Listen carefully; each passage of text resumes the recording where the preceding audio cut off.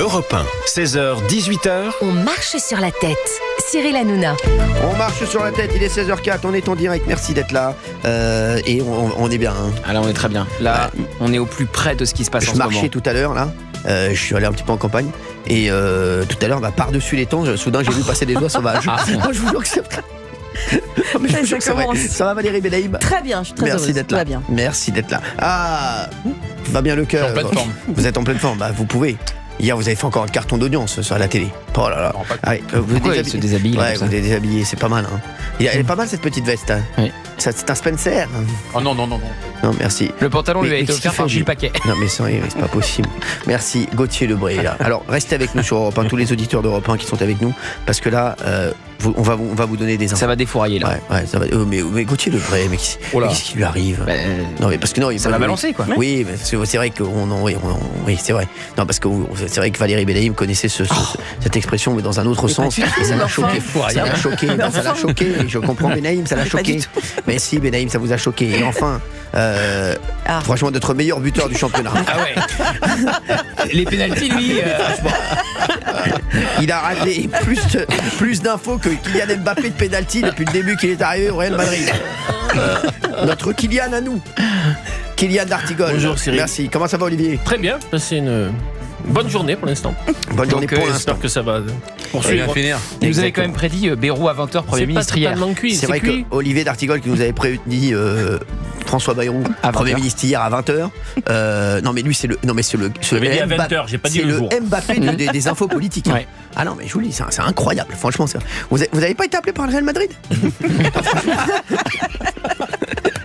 Alors on va vous donner des infos dans un instant sur Europe 1. Vous restez avec nous, il est 16h06, on est en direct bien entendu. Et vous le savez, le vendredi aussi, c'est ce qu'on appelle le vendredi ad-lib, hein, comme dans les chansons, vous voyez pas. Donc c'est vous intervenez sur n'importe quel thème, hein, voilà.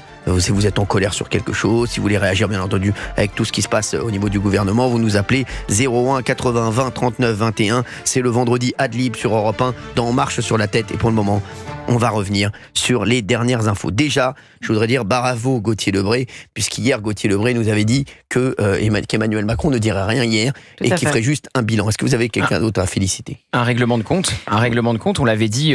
Mais vous savez, moi, dans cette émission, personne d'autre. Bah si, je vais y venir, Cyril, mais je voulais préparer cette introduction et un petit mot, parce que dans cette émission, quand on arrive avant, on discute, on croise les infos, et je les croise toujours avec la même personne qui est aussi bien informé que moi. Et oserais-je dire mieux, parce qu'il est au plus près de tout ce qui se passe dans les coulisses. C'est un animateur en devenir qui a un succès. Qu'est-ce que vous pensez d'Olivier d'Artigol? Est-ce qu'on peut revenir déjà sur toutes les infos qu'on a données hier avant l'intervention du chef de l'État? Hier, on avait un débat avec Olivier parce qu'Olivier croyait à cette alliance PS-LR qui est complètement morte avant même d'être née, puisque Bruno Retailleau a dit qu'il était hors de question de gouverner avec les socialistes. Et les socialistes sont arrivés avec une liste aujourd'hui à l'Élysée, longue comme le bras de revendications. Donc les socialistes, ça n'existe plus. Il nous a dit François Bayrou serait Premier ministre à 20h. Alors non seulement il n'y a pas eu de Premier ministre à 20h, mais le nom de François Bayrou est quasiment évacué définitivement. Mais non, ça marche qu'à partir du moment où il y avait les socialistes. Les socialistes n'étant pas là. Non. François Bayrou, voilà. Vous allez pouvoir en profiter à Pau, c'est bien. Oui, mais c'est vrai. Et puis en plus, faire le marché avec lui. Et franchement, vous perdiez en plus un beau gosse, le Richard Girdeau qui partait au gouvernement, Premier ministre. Là, franchement, ça faisait désordre. Non, mais c'est vrai. Bah oui, on perdait quand même. Et moi, la personne à laquelle je faisais allusion, je ne sais pas si vous la connaissez, elle répond sous les initiales CH. La personne bien informée, CH. Christophe Ondelac. Bien entendu. Bon, alors, les infos du jour. Ah oui, parce que pourquoi ça coince? Gauthier, alors là, ça y est. Alors, il a bossé, Gauthier, il a plein d'infos. Déjà, est-ce qu'on va avoir un Premier ministre avant ce week-end? Non, pas avant lundi, minimum. Lundi, c'est l'horizon le plus proche. Donc, c'est-à-dire que, sauf s'il décide de ne pas s'y rendre, Michel Barnier sera présenté à Donald Trump comme Premier ministre démissionnaire à la cérémonie de Notre-Dame, parce qu'au départ, voulait éviter Emmanuel Macron. Exactement. Mais il n'a pas réussi. Je sais, Et donc maintenant, on explique pourquoi il n'a pas réussi. Il n'y aura pas Elon Musk, il vient pas Elon Musk. Oui, vous l'avez dit. Ouais. Je l'ai eu hier, il m'a dit non, laisse tomber. Ah, vous l'avez eu au téléphone? Je crois qu'il a un tournoi de bowling. Non, il n'est pas dedans, là, les mecs. Non, il n'y aura pas Elon. Donc lundi au plus tôt pour la nomination du successeur de Michel Barnier. On sera quand même à 4 premiers ministre cette année. C'est un record absolu dans l'histoire de la Ve République. Et donc la question, c'est pourquoi ça coince. Emmanuel Macron a décidé de se lancer déjà dans des tractations, dans des consultations. Il reçoit les patrons du PS, de la majorité, enfin du camp présidentiel et des Républicains. Et il y a deux duos en fait. Deux duos face à face. Exactement. D'un côté, vous avez Laurent Wauquiez. Bataille et Fontaine. D'un côté, vous avez Laurent Wauquiez et Gabriel Attal qui deviennent des alliés de circonstance face à Sébastien Lecornu et Bruno Retailleau. Et on explique pourquoi ils sont face à face, ces deux duos. D'un côté, vous avez donc Sébastien Lecornu et Bruno Retailleau qui sont d'accord sur la répartition. Sébastien Lecornu, Premier ministre, Bruno Retailleau, numéro 2 du gouvernement qui resterait ministre de l'Intérieur. Et donc on reste dans la configuration du socle commun LR macroniste avec le RN qui a le pouvoir de vie ou de mort avec la censure. Et de l'autre, vous avez Laurent Wauquiez et Gabriel Attal qui pensent beaucoup à 2027. Gabriel Attal ne veut pas que Sébastien Lecornu aille à Matignon parce qu'il se dit ça pourrait faire un concurrent de plus pour l'Élysée, parce que c'est toujours la phrase de Georges Pompidou, la première fois que j'ai pensé à l'Élysée, c'est quand j'avais le pied sur la première marche de Matignon. Donc il se dit que Sébastien Lecornu peut utiliser Matignon comme un tremplin après pour 2027, donc il ne veut pas de Sébastien Lecornu à Matignon. Et ensuite, vous avez donc Laurent Wauquiez qui veut sortir les Républicains du gouvernement, et notamment Bruno Retailleau, parce que Bruno Retailleau, lui, c'est plutôt l'intérieur qui pourrait lui servir de tremplin à l'Élysée. Justement, vous avez vu, il y a un sondage qui est sorti aujourd'hui, sondage Elab, qui serait le meilleur pour gérer la situation. Gérald Darmanin, 23%, François Baroin, dont on parle, pour être Premier ministre, 24%, Raphaël Glucksmann, 25%, 26% Bernard Cazeneuve, et Bruno Retailleau, 26% est en tête de ce sondage. C'est assez incroyable. Et Bruno Retailleau, il a dealé avec Sébastien Lecornu. Il est d'accord pour rester ministre de l'Intérieur. Il le dit ce matin dans les colonnes du Figaro. Pourquoi pas être propulsé numéro 2 du gouvernement? Mais il accepterait très bien Sébastien Lecornu à Matignon et ils deviennent alliés. Ils s'appellent. Ils deviennent proches dans cette affaire parce qu'ils font face à Gabriel Attal et Laurent Wauquiez. Et une dernière info à vous donner. Laurent Wauquiez est reçu ce soir à 20h par Emmanuel Macron. Bruno Retailleau, puisqu'il s'agit des Républicains reçus par le chef de l'État, était convié à cette réunion. Et Laurent Wauquiez a dit si à Bruno Retailleau, je ne viens pas. Donc Bruno Retailleau a été annulé. Il a compris. De toute façon, il est en ligne directe avec le président.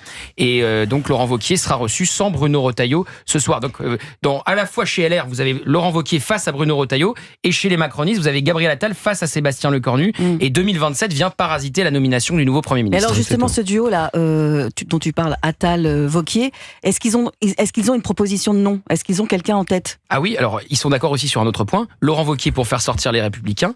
Il veut faire entrer les socialistes au gouvernement parce qu'il sait que les LR ne l'accepteraient pas. Donc d'ailleurs, Bruno Retailleau, il jouera un Cazeneuve, il jouera un truc comme ça? Oui, il s'en fiche. Il veut juste que les socialistes entrent au gouvernement. Comme ça, les LR s'en vont. Bruno Retailleau le dit très bien. Je n'accepterai jamais d'être dans un gouvernement avec des socialistes. Et Gabriel Attal, lui aussi, est favorable à aller chercher les socialistes. Ce qui permettrait aussi que ça ne soit pas forcément Sébastien Lecornu Premier ministre. C'est pas joli. Oui, voilà, vous vous rendez compte. On se rend compte que là, il ne pense pas aux Français, en fait. Merci Valérie. 2027, c'est vrai que 2027 vient parasiter tout ça. Mais 2027, c'est dans longtemps, parce que les Français, c'est aujourd'hui qui doivent manger. C'est pourquoi vous avez d'un côté, franchement, il faut dire, c'est la solution, Sébastien Lecornu et Bruno Retailleau. Il faut qu'il reste ministre de l'Intérieur. C'est vraiment la solution pour garder le socle commun. Sébastien Lecornu, il connaît Marine Le Pen aussi, donc ça permettra de ne pas être censuré aussi rapidement que Michel Barnier. Et s'ils veulent les socialistes, Boris Vallaud va Mais vous savez pourquoi ça ne marchera jamais, les socialistes? Ils sont arrivés ce matin, ils ont vu Emmanuel Macron qui essaye de les arracher aux griffes de la France insoumise, et ils sont arrivés avec une liste de revendications longues comme le bras. On est d'accord, mais on commence par abroger la réforme des retraites. Emmanuel Macron, c'est l'une des seules réformes qu'il a réussi à faire passer. Terminé. On veut Matignon et on abroge la réforme des retraites. Il a fait passer au 49.3. Il n'a pas fait passer d'un pays. Oui, d'accord, mais bon, il ne va pas accepter alors que c'est... Oui, je suis d'accord. Il a fait la loi immigration et la réforme des retraites depuis la seule bonne nouvelle, c'est qu'on voit que le PS est capable de faire un pas aussi minime soit-il, c'est timide, mais c'est un pas. Sans les insoumis. Non, mais c'est un semi-pas, aussi minime c'est un demi-pas, c'est un tout petit pas, c'est un pas de Fabien Lecoeuvre. Enfin, c'est rien du tout. Excusez-le, il a rien fait pour une cartouche.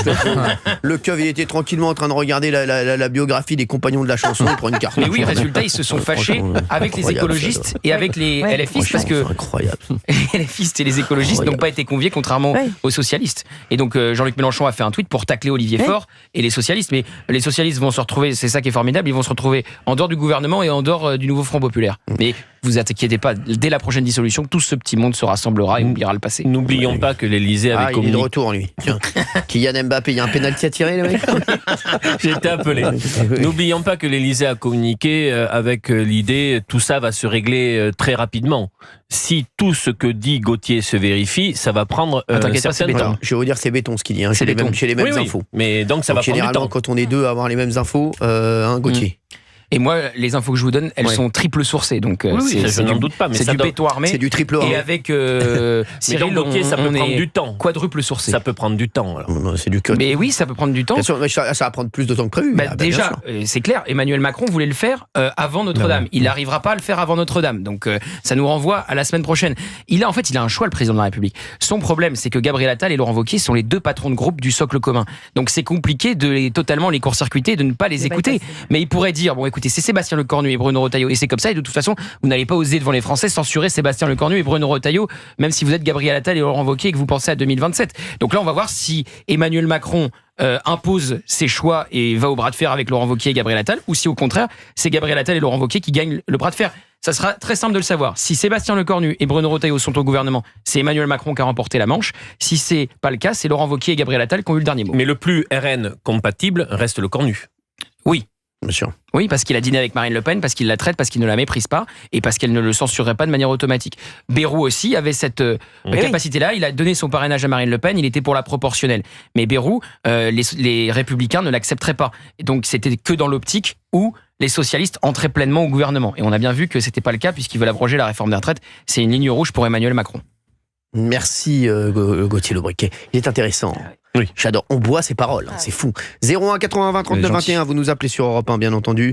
Vous en avez pris plein la gueule, Olivier D'Artigol. Aujourd'hui, là franchement, vous en avez pris plein la gueule. Cyril, non, c'est très intéressant. Non, mais c'est fou. Je suis venu pour poser des questions aujourd'hui. Poser des questions. On va. Alors, donc, Emmanuel Macron a multiplié les consultations en vue de former un arc de gouvernement. Donc, aujourd'hui, voilà où ça en est. On vous l'a dit. Dites-nous ce que vous en pensez. Parce que Valérie Benaïm a soulevé un point. Elle dit. Aujourd'hui, c'est les Français. On pense aux Français, on pense aux agriculteurs, on pense à tous ceux qui ont des difficultés, qui voudraient que ça avance. Et là, forcément, ça n'avance pas. 01 80 20 39 21, vous nous appelez quoi qu'il arrive pour n'importe quel sujet sur Europe 1. Oui, Gauthier Lebon. Et un dernier point pour aller dans le sens de Valérie. Il faut savoir que si vous parlez à l'entourage de Michel Barnier, c'est pas Marine Le Pen qui vous cite en premier comme les complications que Michel Barnier a eues. Il vous cite en tout premier le nom de Gabriel Attal, qui avec Antoine Armand l'a torpillé sur le budget.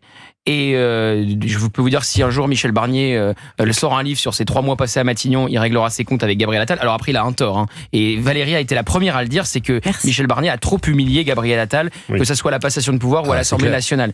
Et ensuite, il vous citerait en numéro 2, et je peux vous dire que ça m'a été confirmé par des ministres LR, Laurent Wauquiez, qui aussi n'a pas été d'une grande aide pour Michel Barnier. Donc on retrouve ce même duo face à la nomination de Sébastien Lecornu. Et c'est vrai que ces deux hommes pensent énormément à 2027 et que c'est peut-être pas la priorité. Mais est-ce que tu as un avenir pour 2027 en te comportant ainsi dans un moment aussi tendu politiquement? Parce qu'il ne marque pas des points, ça donne quand même l'image de ne pas beaucoup réfléchir au pays, à la situation actuelle. C'est très politicien tout ça. Oui, Gauthier. Oui, c'est très politicien. Après, tu sais, Jacques Chirac était un grand politicien qui pensait beaucoup à lui aussi. Ça l'a pas empêché de faire un septennat et ensuite un quinquennat. François Mitterrand pensait aussi énormément à lui. Ça fait partie de la tactique politicienne. Mais après, moi, je trouve qu'on a quelqu'un là qui peut réconcilier avec la politique. C'est Bruno Retailleau. Parce que cet homme-là, il met en application son discours et ses actes. Et il peut réconcilier avec la politique parce qu'il prouve qu'on peut avoir des résultats en étant volontariste et en ne faisant pas que de la politique politicienne. Oui, mais comme quoi les choses vont vite et changent, parce que je me souviens de Cyril qui racontait qu'il envisageait peut-être... C'est qui ce Cyril ? Cyril Hanouna, un garçon très sympathique au demeurant, qui racontait qu'il y avait peut-être une possibilité d'un ticket, souviens-toi de ce fameux ticket Retailleau-Wauquiez. Et là, il n'en est plus question. Là, le fossé entre les deux hommes se creuse d'heure en heure. C'est con parce que je pense vraiment qu'ils auraient pu faire quelque chose. Bah oui, bien sûr. Ils auraient pu faire quelque chose. Mais voilà, il n'y a qu'un seul fauteuil dans le bureau du président de la République. Bah oui, c'est ça. C'est aussi simple que ça. Et donc c'est Balladur Chirac aussi. Exactement, c'est ça. Ça explose à chaque fois. À chaque fois. Ça explose à chaque fois. Je vais vous dire une chose, Marine Le Pen, Jordan Bardella, même si maintenant officiellement c'est apaisé, évidemment, même en coulisses ça doit l'être, mais au bout d'un moment c'est humain. Il y a qu'un fauteuil dans le bureau du président de la République, donc ça crée des tensions maximales et parfois c'est vrai que l'intérêt personnel malheureusement passe au premier plan devant l'intérêt général et l'intérêt du pays. C'est sûr. L'intérêt du pays, honnêtement, c'est d'avoir Sébastien Lecornu et Bruno Retailleau, pas d'avoir un gouvernement qui serait censuré au bout de. Bruno Retailleau, franchement. L'intérêt du pays, c'est de garder Bruno Retailleau. On dira ce qu'on voudra, les mecs. En 2 mois, c'est incroyable. Mais bien sûr. Il a réconcilié les Français avec la politique. C'est incroyable, les mecs. C'est incroyable. C'est un truc de fou. Vous imaginez que donc l'attelage Lecornu Retailleau, c'est un gouvernement qui tient ? Je pense que ça tient plus longtemps que Michel Barnier. Ça passe l'été. Ça passe l'été. Le problème de l'été, c'est la nouvelle dissolution. Là, Marine Le Pen, si elle veut une nouvelle dissolution, elle peut les censurer. L'été, moi, je suis en slip en juin, vous savez. Donc moi, c'est fin juin. Voilà, quand je disais l'été, c'est fin juin. Vous savez, moi, 1er juin. Souvenez-vous, parce qu'à 1er juin, je suis en slop. À la dernière dissolution, vous avez créé en 24 heures une émission de radio qui a continué. Donc, vous serez peut-être en slip le 15 juillet. Qu'est-ce que j'aime ce garçon. Quel bonheur de l'avoir parmi mes équipes. C'est très réciproque. C'est comme si j'avais le meilleur buteur du championnat. C'est vrai, c'est fou. Un D'Artigol. D'Artigol, est-ce que... Laissez-le penser, s'il vous plaît. J'aimerais, à 16h20, j'aimerais que pour les auditeurs d'Europe 1, on comprenne beaucoup d'auditeurs en ligne, 01 80 20 39 21, j'aimerais, Olivier D'Artigol, que vous nous disiez les dernières infos que vous avez. Allez-y. Donc, pour François Bayrou, c'est pas totalement cuit. On peut essayer de réfléchir à une alternative autre que tout ce qu'a présenté Gauthier, même si ça va indiscutablement dans la direction de Gauthier. Ouais. Si c'est pas le cas, François Bayrou restera à Pau, Cyril, développera la ville. Encore. Et on aura le plaisir de vous y recevoir, peut-être. Avec plaisir. Vous y passez peu. Je vous jure, j'ai un rêve, c'est de faire une déloc à Pau. De faire une émission en direct de Pau, ça serait incroyable. On la fera pour D'Artigol. Voilà. Et pour Valérie surtout. On la fera. Dès que François Bayrou sera Premier ministre, on fera cette délocalisation. Ok, donc on la fera. Oui, ça va faire. Non, mais c'est zigzag. Comme ça, on fera. Voilà, on se croisera. Non mais franchement, donc vous y croyez? Et combien de pourcentage de chances que François Bayrou soit Premier ministre? 5, 6 Sur combien? C'est à peu près le score que j'ai fait aux élections quand j'étais candidat. Donc 5%. Oui. Non, mais là, non, la valeur, là. J'ai fait tapis. Oui. Ça vous est jamais arrivé, Cyril, de faire tapis, puis. Généralement, oui, si, il fait tapis, mais sauf qu'il remporte la mise à la fin. J'ai fait tapis. Franchement, non, mais vous étiez sûr de vous hier. Qu'est-ce qui s'est passé? Non, mais à un moment donné, Gauthier. Non, il faut reconnaître. Il faut reconnaître entre 10 heures. Madame D'Artigol. Il faut reconnaître qu'il est arrivé effectivement très conquérant en début d'émission hier. Et qu'au fur et à mesure. Gauthier, dans les rédactions, est-ce que hier, entre 11h et 15h, il n'y a pas un petit moment. Dans les rédactions, on expliquait aussi que Marine Le Pen n'allait jamais censurer. Donc moi, je me méfie de ce qui se dit dans les rédactions. Je termine ce que je disais. Oui, Valérie. Il est arrivé, Olivier, effectivement, assez conquérant parce que le téléphone chauffait du côté palois. Oui, et au fur et à mesure, effectivement, de l'émission hier. Je n'ai plus reçu de message. Exactement. Et il nous l'a dit à l'antenne en disant je sens que la source se tarit. Hier, nous avons vécu dans l'émission l'intrusion du lobbying béarnais palois. Exactement. C'était tout. C'est vrai. C'est vrai. Non, mais c'est vrai. Voilà. Et c'est vrai qu'ils vous ont, si j'ose dire, ils vous ont mis dans une sauce. Dans une béarnaise. Franchement. Non, mais vos informateurs là, franchement. Bon, alors donc, pour résumer, à 16h22, Premier ministre, il reste qui encore en course? Donc, parce que là, à moins qu'il nous chante quelqu'un du chapeau. Barouin, c'est fini? Barouin, non, c'est pas fini. C'est pas fini. Mais disons que son nom est souvent cité et François Barouin, à plein de moments, il aurait pu, s'il voulait accélérer son destin, et il y est pas allé parce que on disait refus d'obstacle. Et là, franchement, il faut le vouloir aller à Matignon. Hein. C'est pas une sinécure. Hein. C'est le job le plus précaire de la République. Hein. Ça peut durer 3 mois. Hein. Donc, il y a aussi meuf d'Olivier D'Artigol. Je dis ça pour Valérie Benaïm. N'importe quoi. Oui. Donc il reste. Mais c'est ça le problème. C'est que là, ça bataille trop. Donc on avait François Bayrou hier midi. Sébastien. Sébastien. Mais parce qu'il a déjeuné avec le président, tout le monde s'est dit c'est lui. Souvent, vous savez, quand vous déjeunez avec le président, il déjeune avec vous pour vous dire excuse-moi, j'ai voulu te faire venir pour te le dire en face, ça sera pas toi. Si Wauquiez, Attal généralement, moi je vous le dis, quand on déjeune avec moi, c'est mauvais signe. Ah ouais? Oui, je vous le dis. C'est vrai? Oui. J'ai jamais déjeuné avec vous. S'il y a des gens qui nous écoutent et qui ont déjeuné avec moi en face à face, c'est mauvais signe. Ah mauvais? C'est le début de la fin. Non, pas le début de la fin, Benaïm, arrêtez de dire des conneries. Non, le début de la fin, mais c'est voilà. C'est jamais. C'est pour annoncer souvent des mauvaises nouvelles. Oui. Avec précaution. La dernière fois, j'ai annoncé qu'il n'y avait pas de dessert. Il n'y a pas de tiramisu.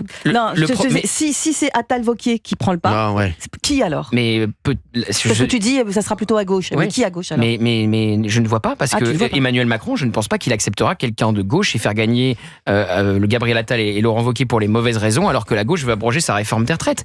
Donc moi, en fait, je maintiens Sébastien Lecornu parce que je ne vois pas d'alternative. Il n'y a pas d'alternative à Sébastien Lecornu et Bruno Retailleau. On parle de Vautrin aussi. Catherine Vautrin.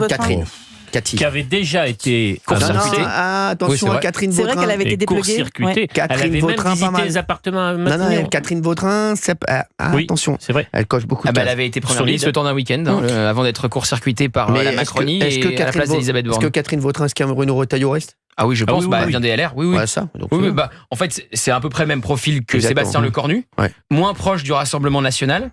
Et en fait, ça serait pour donner. Si c'est Catherine Vautrin, c'est pour donner un gage pour 2027. On redonne parce qu'elle a pas d'ambition pour 2027. À 16h24.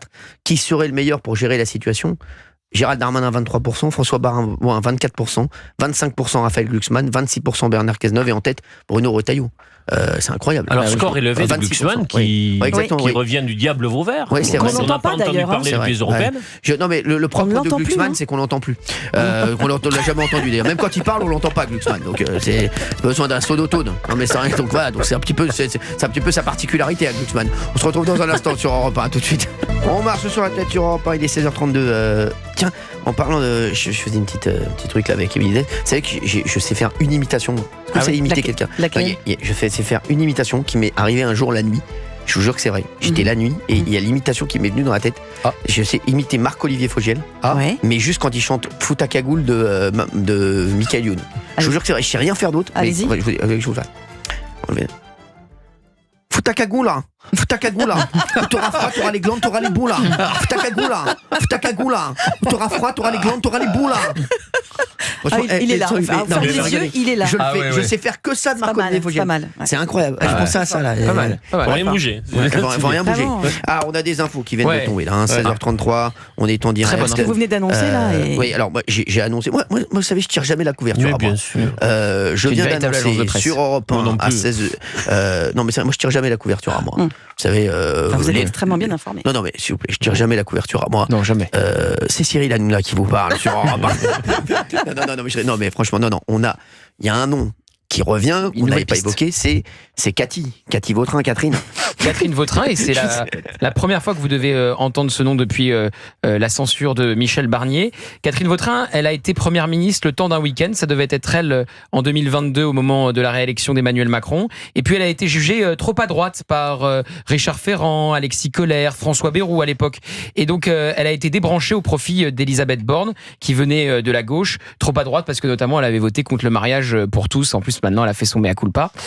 Donc elle a rejoint le gouvernement d'abord de Gabriel Attal et puis de Michel Barnier. Et là, pourquoi ce profil est intéressant? Parce qu'elle vient justement des Républicains. Elle est macroniste maintenant, donc elle a un peu le même profil sur le papier que Sébastien Lecornu.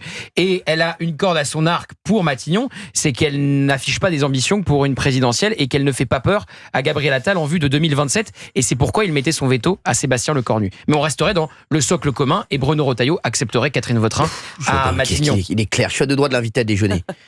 Mais vous avez dit que c'était mauvais signe. Justement, parce que non. Il y a déjeuner et déjeuner. Il faut faire le déjeuner et le dîner. Si vous faites le déjeuner et le dîner, c'est très bon signe. Voilà. Alors là, non, avec vous, on va faire que le déjeuner. Non, mais attendez, si je résume, ça veut dire qu'il n'y a pas de veto du côté d'Attal et du côté de Wauquiez. Alors, attendez, on n'en sait pas encore davantage, mais Wauquiez, on connaît son objectif. Wauquiez, c'est de sortir les Républicains du gouvernement. Mais il ne pourra pas assumer publiquement de censurer Catherine Vautrin et Bruno Retailleau. De toute façon, il l'a dit. On ne censurera pas le gouvernement. Même si on n'est pas dedans. Ça, c'était pour ouvrir la porte aux socialistes, justement. Ça voulait dire, même si c'est un gouvernement socialiste, on ne le censure pas. Je sens bien Vautrin. Voilà. Je sens bien Vautrin. Alors, profil solide, puisque... Ah non, s'il vous plaît. Ne dites pas qu'elle va être Premier ministre, parce que c'est sûr et certain que ça sera pas le cas. Donc je vous demande juste un truc. J'en reste sur la bio. J'annonce rien. Restez sur Bayrou. Oui. Voilà. Non, je reste sur la bio. J'annonce pas sa nomination. Non, mais ne restez sur rien. Restez chez vous. Non, mais profil solide, Cyril. Non, mais bien sûr, c'est un profil le ministère du Travail, elle a poussé des réformes. Elle connaît très bien les collectivités. Elle a fait preuve d'une loyauté vis-à-vis d'Emmanuel Macron dans la tempête. Donc, c'est un profil très, très sérieux qui pourrait... J'en dis pas plus, ça va lui porter tort. Merci. Vous connaissez Catherine Vautrin, lui? Il va nous dire, elle a chanté Emmène-moi danser ce soir.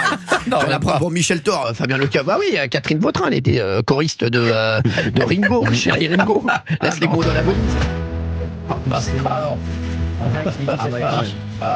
Franchement, c'est toujours un succès. Ouais. C'est beau. J'adore. Ça rappelle Benaïm. Ce qu'elle a dit à Patoche le premier soir. Bien sûr, évidemment. C'est vrai que je me rappelle. Tu rappelles que Patoche a pris les 17 ans de Valérie Benaïm.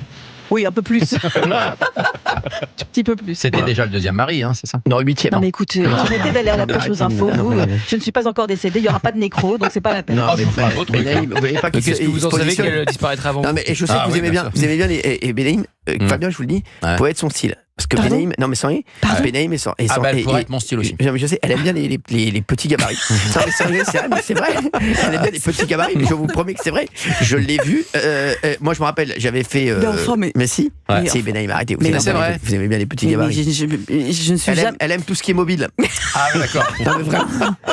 C'est vrai. J'en sais plus. Mais je n'ai jamais eu de compagnon plus petit que moi. Ah bah écoute, il n'est pas plus petit que vous.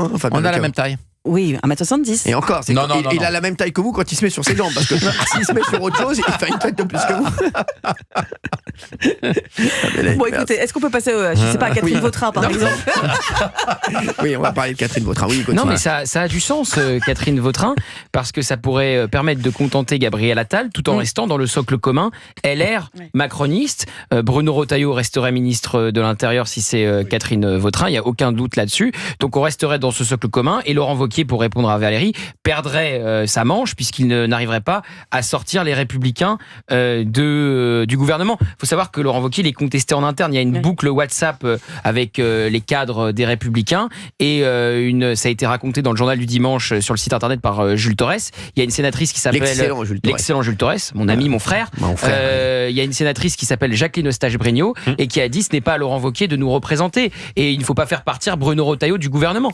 Donc il peut perdre sa manche. Gabriel Attal, son objectif, on a compris, c'est de ne pas avoir de rival à Matignon. Donc Catherine Vautrin, ça passe. Laurent Wauquiez, c'est de ne pas avoir de républicains au gouvernement. Gabriel Attal va peut-être gagner sa manche, pas Laurent Wauquiez, si c'est elle. Exact. Ah, il est incroyable. Franchement, on boit ses paroles. C'est du bel ouvrage. Non, franchement, non mais vraiment, je vous le dis. Oui. Allez, on va prendre. Mais il faudra rendre à César ce qui est à César. C'est vous qui avez sorti le nom de Catherine Vautrin, Cyril. C'est qui ce César? À l'instant. Donc pourquoi vous parlez de César? Faudra rendre à Cyril ce qui est à Cyril. Exactement, c'est vrai. Oui. Non mais merci Gauthier, heureusement que vous êtes là. Même si vous avez la première lettre en commun. Et le règne aussi. Et quelqu'un qui m'a énervé tout à l'heure, qui m'a dit qui m'a écrit vous avez fait un très bon score hier à la télé, malgré qu'il y ait le boss en face. C'est qui le boss? Le Emmanuel Macron. Ouais. Le boss. Le boss. Ouais, c'est-à-dire que voilà, vous avez compris.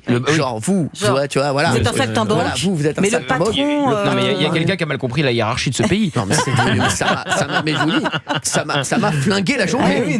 Ça se voulait être un compliment et finalement. Mais non, c'était horrible. Mais vous êtes passé devant France Télévisions. Oui, non, en voiture, je suis passé devant France 2, on est passé devant France 2. France 2 hier. Oui, bien sûr. Et 5e chaîne nationale devant France 5. Exactement. Hier, on était devant France 2. Tiens, d'ailleurs, est-ce qu'on pourra faire un aparté, Cyril, concernant ce qui s'est passé avec le groupe Canal sur le retrait de la TNT? Parce que j'ai plein de messages. On m'en parle beaucoup aussi. Et les gens n'ont pas forcément tous compris exactement ce qui allait se produire. Vous avez tapé à la bonne porte. Merci, je vais vous expliquer ça dans un instant. Et on va prendre des auditeurs en ligne. À tout de suite, on revient dans une minute. 1h41 sur Europe 1. On évoque bien entendu tout ce qui se passe au sein du gouvernement et du non-gouvernement. Là, il y a une info qui vient de sortir. Sachez-le. On a parlé de Catherine Vautrin, mais là, il y a une autre info encore qui vient de sortir, qu'on vient de m'envoyer. Richard qui va ressortir comme bêtise. Richard qui? Richard Cordelion? Richard Brissouillac, le maire de Bignou. C'est un petit village. C'est bon. Richard Brissouillac. Il sort du bois. Apparemment, il y a Richard Brissouillac qui sort du bois. Apparemment, c'est solide. C'est solide, Richard Brissouillac. Oui. Non, mais c'est vrai Richard Brissouillac, il conjuguerait plusieurs profils à la fois. Non mais franchement, il arriverait à rassembler les socialistes et les républicains. Il est maire de 12 habitants. C'est une petite commune qui s'appelle Chiouli-Bédiol. On parle beaucoup de lui, hein. Ça revient très fort. Allez, on a Serge en ligne avec nous sur Europe 1. Peut-être qu'il existe. Richard Brissouillac. Il y a Jacqueline. Mais je vous jure que ce serait très drôle. Ça serait très drôle qu'il y ait un Richard Brissouillac qui nous appelle. Bien sûr. Non, mais de tweeter. Ah, mec. Bon, apparemment, Richard Brissouillac. Il va nous appeler, on va arrêter de prononcer. Vous allez me griller. Bien sûr. Richard Brissouillac. Allez, on a Serge en ligne avec nous d'Alsace. Bonjour Serge. Oui, bonjour Cyril et bonjour boss. Bah oui, vous parlez de Gauthier Lebray. Non, Gauthier, je lui ferai une dédicace après. Bonjour à toute l'équipe. Bonjour. Bonjour l'équipe, bonjour Valérie Benaïm et Olivier d'Artigol. Bonjour. Et surtout bonjour à Gauthier le bretteur. Merci. C'est notre Serge, ça. Merci Serge d'Alsace. Merci d'être avec nous encore aujourd'hui, Serge. Il a appelé hier, Serge. Oui, tout à fait. Serge qui est extrêmement intéressant à chaque fois. Serge, bon, vous avez vu ça. Bon, Serge. Alors, juste une petite chose encore pour les compliments. Je voulais juste donner une info à Valérie Benaïm. Les fourraillers, c'est tout à fait normal pour un bretteur. Mais oui, mais c'est ça, exactement. Mais je n'étais absolument pas surprise par le vocable. Moi, c'était le sabre dont je parlais. Gauthier, bien sûr. Cyril m'a prêté une réaction que je n'ai pas eue. Serge, vous êtes au courant? Il y a également Fabien Leclerc dans l'émission. Juste encore une petite. Alors lui, quand il est fourré, par contre, bonjour. Parce qu'on ne le voit pas, il est sous la table. Malheureusement. On le voit pas. J'ai la vidéo là, sans le son, mais on le voit pas. Alors, tout d'abord, je dois présenter mes mes 3 milliards d'excuses. Ma compagne hier soir m'a un peu houspillé parce que j'ai été un peu direct hier. Et j'ai été voir même antipathique. Et elle me demande, parce que j'étais assez direct. Elle me dit, tu dis pas bonjour sympathique et tout. Mais non. Et elle me demande, Isabelle me demande aussi de vous adresser ses félicitations à Cyril et à l'équipe pour divertir et informer. Merci Serge. Tout à la fois. On embrasse Isabelle, votre compagne. Oui, merci. Et donc, tout en sensibilisant les jeunes à la vie politique du pays, ça c'est c'est un amour, Isabelle. Mais Serge, franchement, hier, Isabelle, c'est un amour, mais vous savez, nous vraiment, on est content de vous avoir en ligne et vraiment, on est content d'avoir votre avis. Hier, je trouve qu'on a passé un bon moment ensemble et il n'y a aucun problème, sachez-le. Vraiment, zéro problème, Serge, vraiment. Aucun problème, bien au contraire. Je trouve qu'on avait eu une bonne discussion hier. Je trouvais que c'était vraiment intéressant ce qu'on s'était dit. Donc, c'est pour ça en plus que je voulais vous revoir aujourd'hui. Juste, je trouvais que c'était un peu court hier, c'est pour ça que je vous ai fait revenir aujourd'hui à l'antenne. Merci Serge. Bon, il s'est rien passé. Il s'est rien passé hier. Il a rien dit le chef de l'État, comme on avait dit avec Gauthier. On avait vu juste, comme disait Gauthier, c'était bon. On a pris tout un. Moi, je trouve que c'est un discours indigne de la part d'un président de la République. Je vous dis franchement. Alors, vous en avez peu parlé encore aujourd'hui, mais je trouve que ça a été particulièrement indigne parce que. Il y a eu un très bon édito de Gauthier Lebray ce matin dans la matinale. Il a bien résumé. Je vous adore, Serge. Faut écouter. Non, mais c'est vrai. Et Paul Sugy aussi a été parfait. D'ailleurs, je me permets de dire que Gauthier Lebray, Paul Sugy et Yohann Ouzaï sur CNews, ces 3 avions de chasse. Bravo à eux, bravo à Serge Nedjar et merci à Vincent Bolloré. Voilà, c'est fini pour les compliments aujourd'hui. On passe à autre chose. C'est Noël avant l'heure. Hein. C'est Noël avant l'heure. Vanne que j'ai pas entendu depuis 2011. Alors, attendez, Serge, il y a une question. Il y a Jean-Michel Apathy qui vient de tweeter, qui demande si vous ne travaillez pas par hasard pour le groupe. Oui, c'est ça. Merci. Écoutez, je comptais avoir les propositions à partir de demain d'ailleurs. Là, ça va tomber. Là, ça va tomber. Ça va tomber. Oui, donc, je vais être indulgent quand même avec Emmanuel Macron. Il nous a fait du De Gaulle hier soir dans son discours, puisque en parlant des élections européennes, il a dit après les élections européennes, je vous ai compris, c'est pourquoi j'ai dissous l'Assemblée nationale. Ouais, mais enfin, il nous a tellement compris qu'il nous a mis un gouvernement de minorité après les législatives. Alors, il nous a vachement compris. Hein. Bravo, on peut dire que c'est le bon élève de la classe. Non, mais c'est un discours particulièrement indigne. Je vais pas trop revenir dessus. On va essayer de voir les prospectives. Les prospectives, c'est qu'en fait, il y en a pas. On parle toujours du même crocodile dans le marigot, les Retailleau, les Wauquiez, maintenant Catherine Vautrin. Bon, je sais bien que Gauthier est bien informé. Moi, je vais pas prétendre. Il y a aussi Richard Brissouillac. Hein. Ouais, voilà. Effectivement, pour un Cyrano de Bergerac, ça colle avec le paysage. Non, mais je vais pas parler, je vais pas faire de tiercé parce que tout ça, c'est finalement assez pauvre. On est vraiment dans une situation difficile Et moi, je rejoins ce que disait Valérie Benaïm en introduction. Où est le peuple? Que font les Français? On a d'ailleurs, que font ceux qui aiment la France et que font ceux qui veulent sauver le pays? Parce que on les entend pas beaucoup. Je sais pas ce que vous en pensez, mais on les entend pas beaucoup. Oui, c'est sûr. Donc, il faut attendre quoi? Il faut attendre que ça pète. Il faut attendre. Je sais pas moi, parce que là on est en train de filocher tout doucement, comme je vous le disais hier. Pour moi, la classe politique, c'est vraiment une classe politique qui pratique une politique de classe et de caste, sans classe. On est en train de, ça me rappelle la troisième, on file après la quatrième, on file maintenant vers la troisième République. Vous voyez, on régresse. On a l'impression d'être dans les années 30. Qu'est-ce qu'on va attendre? On va attendre juin 40 et que le général de Gaulle revienne, ou qu'un général de Gaulle revienne? Bah franchement, on en a besoin, hein, parce que moi, Retailleau, c'est 2 fois Taillot, d'accord, mais comme disait Marine Le Pen hier soir chez Christine Kelly, bon, montrer des muscles, des petits muscles, c'est une chose, mais non, on veut vraiment des vraies mesures, un vrai programme, enfin bref, on se met un peu au boulot, quoi. Hein. Faut se mettre au boulot là, les gars. Hein. Non, là, il faut se mettre au boulot parce que moi, je suis très optimiste parce qu'effectivement, nos politiques, ils rejoignent les résultats médiocres des classements PISA de nos enfants à l'école. Alors, c'est très optimiste. Alors là, vraiment, bravo. On a la classe politique qu'on mérite puisque on fabrique des cancres à tous les étages. Non, il va falloir quand même se secouer un peu là parce que on est on est ridicule dans le monde entier. Hein. Fabien Lecoeuf, ça va? Vous faites toujours des dessins pendant les... Non, je viens d'avoir une bonne nouvelle. Ah, attendez, parce qu'il y a Fabien Lecoeuf, il y a une bonne nouvelle. Yannick Noir vient d'être grand-père, ça y est. Voilà. Breaking news. Priorité au direct. D'interrompre notre auditeur. Je vous le fais en direct. Et Serge vous parlait, l'autre, mais il dit j'ai une bonne nouvelle. Je croyais que vous alliez parler politique. Non, mais j'étais en train d'avoir les bons potins pour tout à l'heure. Ah, d'accord. Moi, je veux bien réagir à ce que dit Serge pour ne pas être hors sujet. Bon, ça effectivement, maintenant, j'ai plus trop d'effet là sur mon discours. Non, l'intervention, vous avez dit beaucoup de choses d'importance. Maintenant qu'on est à l'essentiel.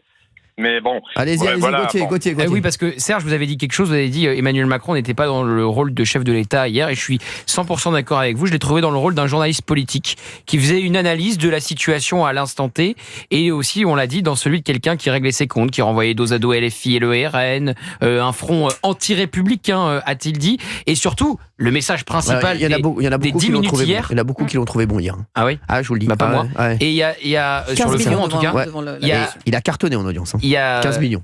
Quelque chose qui 17,5 millions. Oui, il a fait plus que pour la dissolution. Il y a 7 spectateurs sur 10 qui étaient devant le chef de l'État hier. Exactement, et les 3 autres étaient chez nous. Exactement. Et tout ça pour dire qu'Emmanuel Macron, le seul but de son opération hier télévisuelle, au début on se dit il va nommer quelqu'un, etc.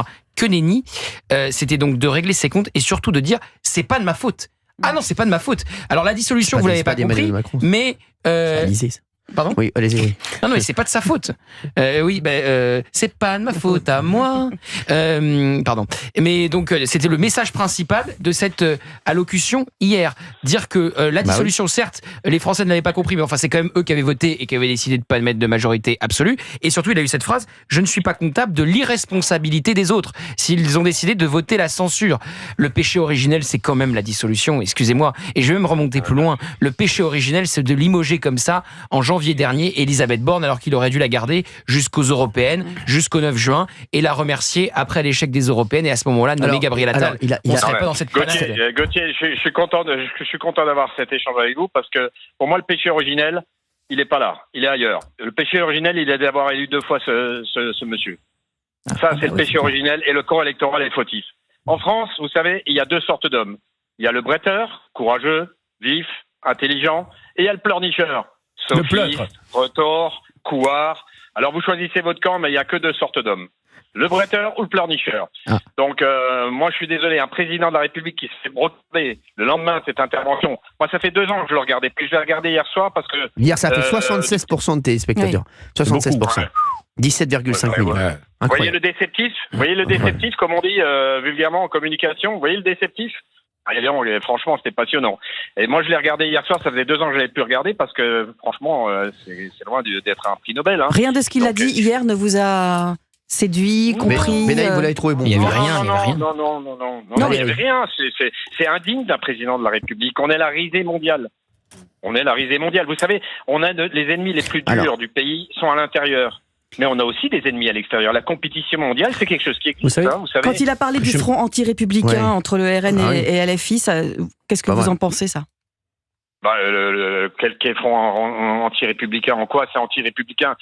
C'est simple, de toute façon, si ces partis, si ces partis sont anti-républicains, il faut les interdire. Moi, je pourrais vous parler effectivement de LFI. Moi, personnellement, si j'étais le boss, à la place de Cyril, bien sûr. Non, je plaisante, mais si j'étais chef d'État, j'aurais entrepris des choses. Quoi concernant la LFI? Bien sûr. Attendez, c'est scandaleux.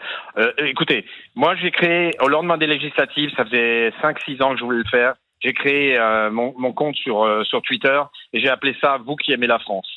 Moi, je veux retrouver des gens qui aiment la France. La France, c'est pas une question de couleur, d'ethnie, de religion, de classe politique ou de parti politique. Aimer la France, ça signifie être sur des valeurs universelles et vouloir protéger notre pays. Et aujourd'hui, c'est tout à l'envers. Non, mais c'est tout à l'envers. S'il y a des gens qui aiment la France, je pense que le corps électoral est fautif. Ça fait penser à la veuve du gendarme Comines qui a dit « Vous avez tué mon mari ». Mais oui, nous sommes. Moi, je me sens fautif de ne pas avoir réussi à protéger ce monsieur. En disant que le corps électoral est fautif, vous rejoignez un petit peu Emmanuel Macron qui dit aussi c'est vous qui avez voté. C'est vrai. Oui, c'est nous qui l'avons mis en place. Oui, je reconnais effectivement, c'est une remarque judicieuse. Moi, je reconnais qu'on est fautif de l'avoir mis en place. Mais maintenant qu'on l'a mis en place, on fait quoi? De toute façon, moi, je suis assez optimiste. Mais c'est comme ça. Voilà. Je suis encore là pour 30 mois. Ouais, mais moi je crois que moi j'écris des petits billets politiques que j'appelle les billets doux, mais D'*OU avec le petit accent qui va bien. Très bon jeu. Je crois que Macron il a toujours fait l'arroseur arrosé. Et je pense qu'hier il s'est adressé à une lettre d'auto-licenciement. Vous savez pourquoi Gauthier Lebray et moi on se lève tous les matins, Serge, pour 3 choses? Non. Gauthier, on y va ensemble? Allez-y Gauthier, dites-le. Le bleu, le blanc. Le rouge. Voilà, merci Gauthier, bravo. Les autres se lèvent pour aller manger des cornflakes, des conneries, non, mais je vous le dis, quand vous Benaïm avec d'Artigol, et alors l'autre, Fabien Leceuve, vous levez pourquoi vous tous les matins? Pour aller, je sais pas, pour ouvrir ma fenêtre déjà, voir le jour. Qu'est-ce qui se lève en premier? Je l'adore ce mec, je l'adore. Merci Serge d'avoir été avec nous sur Europe 1, merci beaucoup. Juste une dernière chose, je voulais juste dire que là, franchement, hier soir, on a eu droit à Emmanuel Macron, Uburois. Je sais pas si vous connaissez Uburois, mais c'était Uburois à l'envers. Uburois, il donnait la viande à son peuple alors qu'il n'avait pas les moyens et il leur donnait de l'or. Là, il nous retire la viande de la bouche et nous détrousse de notre or. Non, il faut vraiment passer à quelque chose. Je sais que le Covid a anesthésié un petit peu le corps électoral avec le cabinet conseil américain et autres. On a dépensé. Merci Serge. On doit y aller. On doit prendre un peu d'argent là parce que c'est pour Gauthier Lebray pour le payer. 01 80 20 39 21. En tout cas, il a cartonné hier. Il y a Emmanuel Macron. 17,5 millions de Français. Je lui ai laissé ma carte. Il cherche un producteur. La seule fois où il a fait plus, c'était le confinement. Merci. À tout de suite. Merci. Europe 1, 16h, 18h. On marche sur la tête. Cyril Hanouna.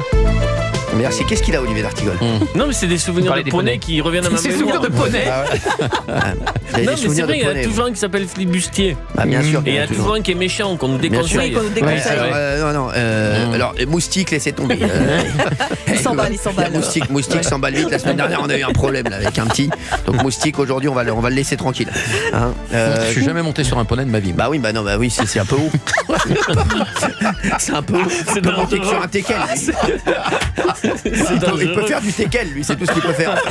Vous n'avez jamais fait d'équitation? Sur un poney, lui, il tombe d'un poney, lui, c'est comme s'il tombait du 6e étage. Il est 17h04 sur Europe 1, il y a Gauthier Lebray, il y a Valérie Benaïm, il y a Olivier d'Artigol et il y a Fabien Leceuve. Fabien Leceuve, est-ce que vous avez quelques infos? Déjà, je vais compléter ce que je viens de dire il y a quelques minutes, c'est-à-dire que Yannick Noah, qui, on le savait, avait été déjà pour la 6e fois papa le 21 octobre dernier, souvenez-vous. Et bien maintenant, ça y est, c'est officiel, il est grand-père. Son fils Joachim et sa compagne, Las Ribeiro, viennent d'avoir un petit garçon.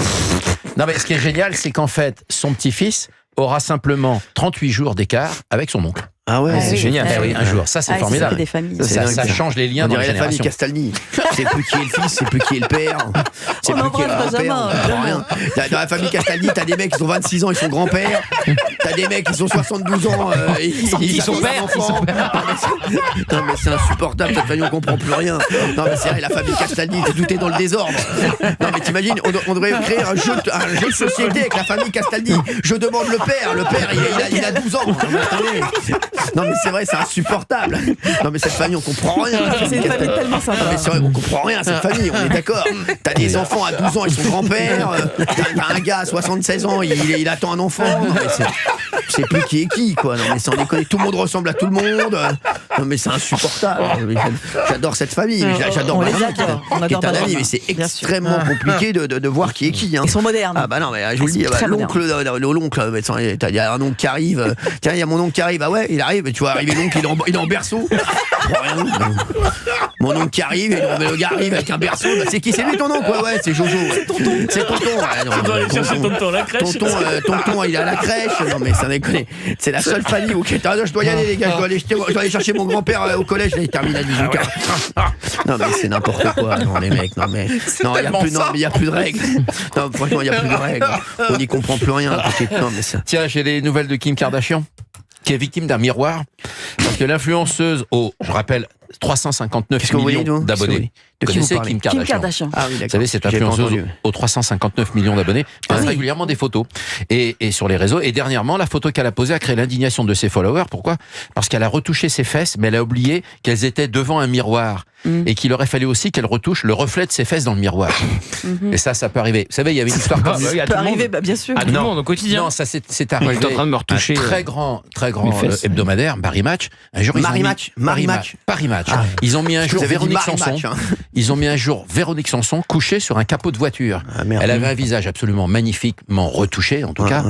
Mais le reflet dans le capot de voiture, c'était pas du tout le même visage. On voyait qu'ils n'avaient pas pensé à retoucher aussi le capot. Voilà, ce que vient de vivre aussi Kim Kardashian. C'est chiant, ça. C'est fou ça. Non mais on n'y pense pas, mais ça arrive. Ça arrive très souvent. Mais pensez-y, chez vous. Voilà. Quand vous touchez les fesses, 359 millions. Ah oui. Ça fait un peu de monde. Ah oui, quand même. Belle audience. Et puis je vais terminer avec la princesse Charlotte, parce qu'elle aura bientôt 10 ans, et c'est pas une petite fille comme les autres, parce que son statut de fille, c'est la fille de Kate et de William, comme chacun le sait. William qui sera à Paris. Qui sera à Paris, absolument. Demain. Avec Zelensky, d'ailleurs, je crois, m'a-t-on dit. Absolument. Ouais. Et selon le magazine Hello, la jeune princesse, elle a un don d'imitation. Et je rappelle, comme sa grand-mère, Elisabeth II, qui était décédée en 2022, mais qui, elle, dans les dîners, adorait imiter les présidents américains ou les personnalités en Angleterre. On le savait pas, ça. Vous savez imiter quelqu'un, vous? Besnéard. Ah oui, quelqu'un qu'on connaît? Mais non, mais Dominique Besnéard, quand il parle toujours comme ça. C'est pas mal. Il parle toujours comme ça, Dominique. Moi, j'adore l'histoire avec Elisabeth. C'est vachement bien. C'est pas mal. Encore. Il me le fait ce soir. Si vous voulez, Cyril. Il est incroyable. Il faut expliquer aux auditeurs qui ne le connaissent pas vraiment. Peut-être, c'est un grand agent d'acteurs et de comédiennes. Et puis 10%, ça fait des millions de téléspectateurs. Ça a bien marché, 10% de Ah oui. 10%, mais c'est un succès. Dominique, ça a bien marché, Dominique? Oui, ça a très bien marché. On a fait des millions. Mais des millions. Et j'ai jamais rencontré Charlotte. J'adore ce mec. Complètement ouf. Merci, restez avec nous, c'est toujours un plaisir. À tout de suite. Merci d'être avec nous, en tout cas sur Europe 1, il est 17h11. Et franchement, bravo Fabien Lecoeuvre, quel talent. Dominique Besnéard, on y était. D'accord, très bien sûr. Allez, on y va. Gauthier Lebray, on peut faire un point sur la situation à 17h11 avant qu'on prenne des auditeurs en ligne. 01 80 20 39 21, c'est parti. Absolument, nous sommes dans une journée de tractation aujourd'hui à l'Elysée, organisée donc par Emmanuel Macron. Il a vu les socialistes, les macronistes, et il doit voir ce soir les Républicains aux alentours de 20h. C'est Laurent Wauquiez, Annie Genevard et François-Xavier Bellamy qui seront reçus. Bruno Retailleau était prévu, mais Laurent Wauquiez a exigé qu'il ne soit pas là pour venir, parce que les deux hommes s'affrontent et ne sont pas d'accord sur la stratégie. Bruno Retailleau veut rester ministre de l'Intérieur, il l'a dit dans Le Figaro ce matin. La nomination de Sébastien Lecornu à Matignon lui irait très bien. Pourquoi pas être propulsé pour lui numéro 2 du gouvernement? Et Laurent Wauquiez, il se dit, en vue de 2027, ce n'est pas mon intérêt d'avoir Bruno Bruno Retailleau, qui monte en puissance depuis 3 mois et qui peut continuer pour se servir à la fin du ministère de l'Intérieur comme tremplin pour l'Élysée. Et Sébastien Lecornu, lui, se prend des tirs de barrage, non pas du RN, non pas des Républicains, mais de son propre camp, des macronistes. Évidemment, François Bayrou, qui ne veut pas qu'il soit Matignon puisqu'il veut le job, François Bayrou, Elisabeth Borne aussi, m'a-t-on dit, qui ne s'entendait pas avec Sébastien Lecornu quand elle était Première ministre, et donc Gabriel Attal, qui quelque part s'allie avec Laurent Wauquiez, et Sébastien Lecornu n'arriverait pas à Matignon si Gabriel Attal remporte la partie, parce que Gabriel Attal, il réfléchit comme Laurent Wauquiez, il ne veut pas d'un concurrent de plus pour 2027, et il se dit que si Sébastien Lecornu s'en sort plutôt bien à Matignon, il peut s'en servir comme d'un tremplin pour l'Élysée. Donc vous avez 2 duos en fait face à face. D'un côté Laurent Wauquiez et Gabriel Attal qui pensent beaucoup à 2027, et de l'autre Sébastien Lecornu et Bruno Retailleau qui veulent continuer avec ce socle commun et cette alliance entre macronistes et républicains. Il faut quand même se dire une chose, nous on a la tête dans tout ça, mais les Français ne vont y comprendre mot. C'est-à-dire ça leur semble être une langue morte. Ils ne comprennent pas ce qui se passe. Moi, j'ai déjà des retours de copains qui sont éloignés à politique qui me disent explique-nous. Et quand mais c'est très très loin des préoccupations du moment. Sûr. Vraiment, mais là le fossé se creuse dramatiquement entre une classe politique et un pays qui a totalement décroché de tout ça. Quoi, il me semble. Et cette image effectivement de tambouille politique, elle exaspère les Français. Vous, Fabien Lecoeuf, si vous pouvez mettre votre casque, parce que sinon ça va faire du large. Non, c'est-à-dire qu'aujourd'hui en France, le problème que l'on a vraiment, mais qu'un peu comme dans tous les domaines, pas qu'en politique, c'est-à-dire qu'il y a un vrai décrochage entre ces 15 millions de personnes qui n'arrivent pas à finir le mois, comme je dis toujours, et aujourd'hui, les petits accords entre journalistes, entre politiques, entre eux, s'ils jouent pas pour l'un, pour l'autre, et voilà, et les gens sont pas préoccupés forcément par savoir qui va être le nom du prochain Premier ministre. Je crois même si on restait 1 an sans Premier ministre, je pense que ça changerait pas la vie des Français. Eux, ce qu'ils veulent, c'est qu'on règle leurs problèmes en matière de pouvoir d'achat, en matière de sécurité. Il y a un truc incroyable qui se passe, tiens, je voudrais dire aux auditeurs d'Europe 1 ce qui se passe, c'est que plus il n'y a pas de gouvernement, plus on se porte bien économiquement. C'est-à-dire que la bourse est encore montée et l'euro aussi. C'est incroyable. Le chaos qu'on nous avait prédit, que nous avait prédit Michel Barnier n'est pas du tout arrivé avec la censure. Mais oui. Le CAC 40 se porte bien. Mais oui, c'est ça. C'est incroyable. En fait, ils ont les taux d'intérêt n'ont pas explosé quand il y a quelqu'un. Exactement. C'est incroyable. Les taux d'intérêt n'ont pas du tout explosé. Oui, c'est vrai que le chaos n'a pas eu lieu. Alors le CAC 40, pourquoi il se porte bien? Parce qu'il n'y a pas eu la hausse de 30 à 40 milliards d'euros d'impôts, notamment. Non, mais c'est surtout que le comportement de Michel Barnier, il était un peu compliqué parce qu'il se conduisait un peu comme un giscardien. Vous voulez pas réveiller quelqu'un il parlait pas non, mais j'adore. Non, mais le comportement de notre Premier ministre sortant, il avait le comportement d'un giscardien, on va dire en février 1981, quand on nous expliquait que si Mitterrand arrive au pouvoir, ça allait être la débâcle. La stratégie de la peur. La stratégie de la peur. Moi, j'ai connu à ce moment-là, je peux vous dire qu'il a le même comportement. Il a ce côté giscardien sur ma grand-mère. Elle avait fait un malaise le jour de la victoire de Mitterrand, ma grand-mère. Non, jure. Bien sûr, elle pensait que les chars allaient débarquer. Je vous jure que c'est vrai. Elle pensait que les chars allaient débarquer, les chars de Moscou allaient débarquer. La mère de notre rédacteur en chef aussi, William. Ah oui? Ah ouais. Elle a fait un malaise, ma grand-mère. Famille, on les attendait en applaudissant. Elle était giscardienne jusqu'au bout des doigts. Et quand on a vu le portrait de François Mitterrand s'afficher sur l'écran. Elle a voulu divorcer parce que mon père avait voté Mitterrand. Ah ouais. À ce point-là? Elle a voulu divorcer. Et après, non, c'est repris. C'est bon, on est allé faire des courses, on a acheté deux 4x4 et on a fait ça. Non, mais c'est vrai que quand ma mère était énervée. Ah oui. Vous vous souvenez de l'élection de Mitterrand? Non, je n'ai pas envie. Je m'en souviens très bien. On avait diabolisé les gens pour pas qu'ils votent Mitterrand. On leur racontait n'importe quoi. Donc vous avez voté Mitterrand, en fait. Mon père avait voté Mitterrand. Fabien, vous avez voté. Moi, j'avais voté Mitterrand. Voilà. Merci. Je voulais plus des giscardiens. Non, mais j'en voulais plus. Ils avaient fait beaucoup de bêtises. Ils empêchaient la liberté des ondes. Ils empêchaient. Mais il faut se remettre dans le contexte. Vous n'étiez pas né, vous, Gauthier. Non, je n'étais pas né. Mais non, mais je relisais. C'est pas parce qu'on n'est pas né qu'on ne s'intéresse pas à l'histoire. Bien sûr, forcément. Donc quand même si voilà. Non mais c'est très vrai. C'est vrai que cet argument. Sinon moi on parle bien sûr. On fait plus une émission sur Napoléon. Il n'y a pas un contemporain de Napoléon aujourd'hui. Mais je l'ai pas dit dans cette interprétation-là. Je l'ai dit d'une autre manière. Parce que moi ma génération subit toujours les conséquences de 81 à 83 économiquement. Pauvre chéri. Il a passé par là. 68 alors 68.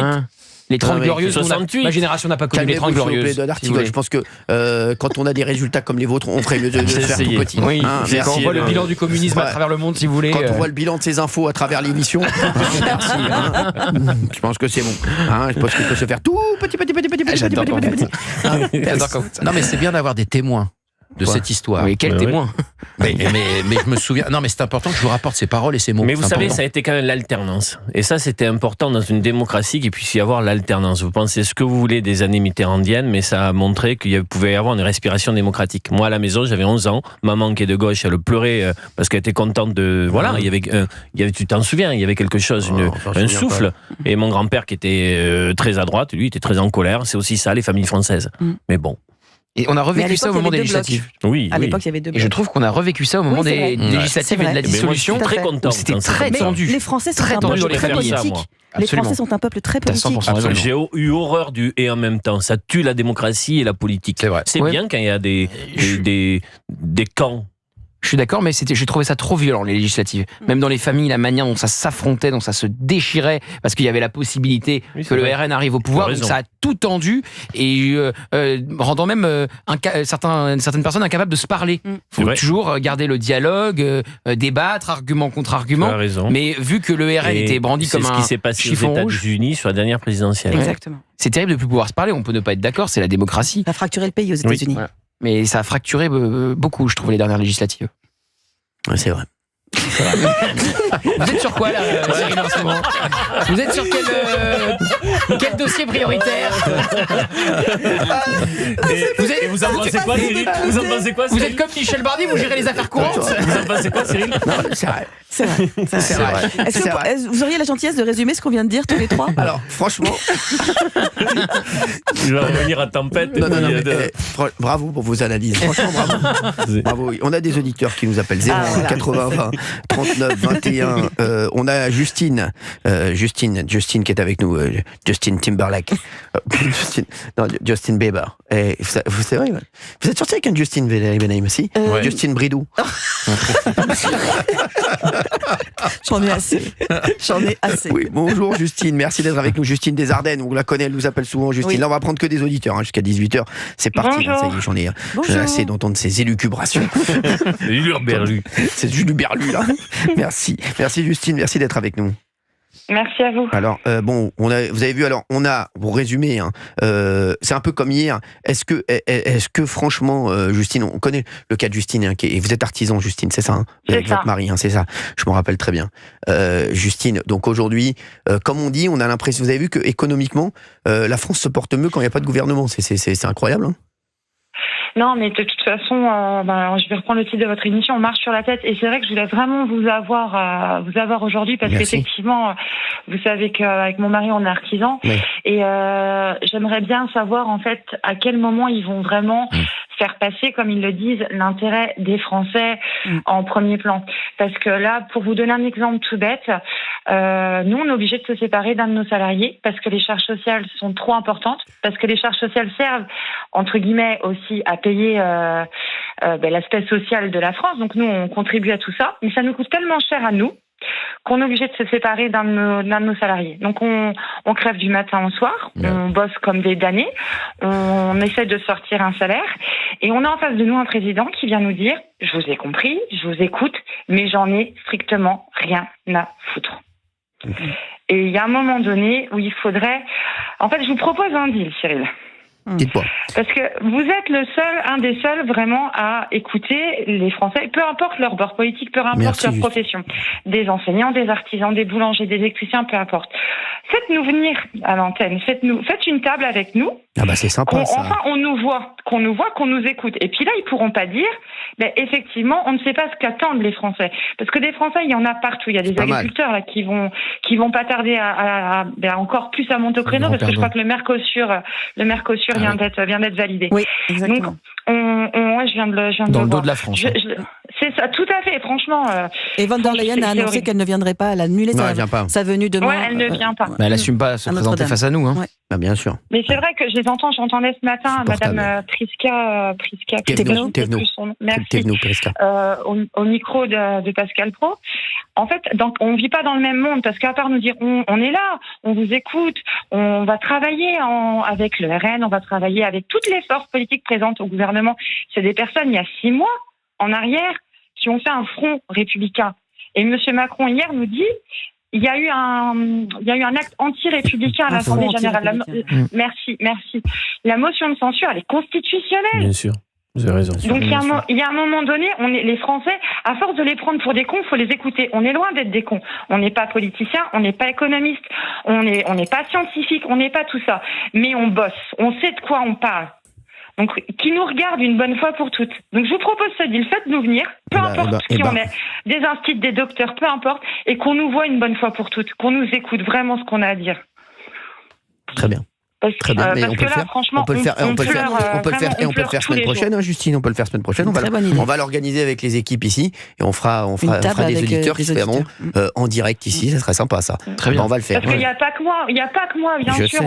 On est des millions à peu importe pour qui on vote, mais on est des millions à se lever le matin, à voir le pays partir en sucette, à essayer d'élever nos gosses du mieux qu'on peut, d'essayer de leur offrir des cadeaux à Noël. C'est la première année que je vais vous dire honnêtement, c'est la première année, Cyril, que j'ai payé les cadeaux de Noël de mes enfants en plusieurs fois. Ouais, vous vous rendez compte alors qu'on bosse du matin Justine, au soir. c'est ce dont je parle tous les jours. Je me dis, ça me rend fou, ça. Justine, vous savez ce qu'on va faire? La semaine prochaine, on va vous faire venir et on va le faire. Ce que vous avez dit, vous m'avez proposé un deal.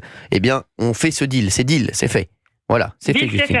Ça y est, c'est fait, Justine. Je vous fais de gros bisous et comme ça, on se voit la semaine prochaine.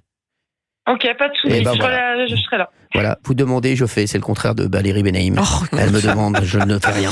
Merci, Justine. Vous écoutez, écoutez, et c'est tellement rare. Vous êtes un amour. Merci, Justine. On se voit la semaine prochaine.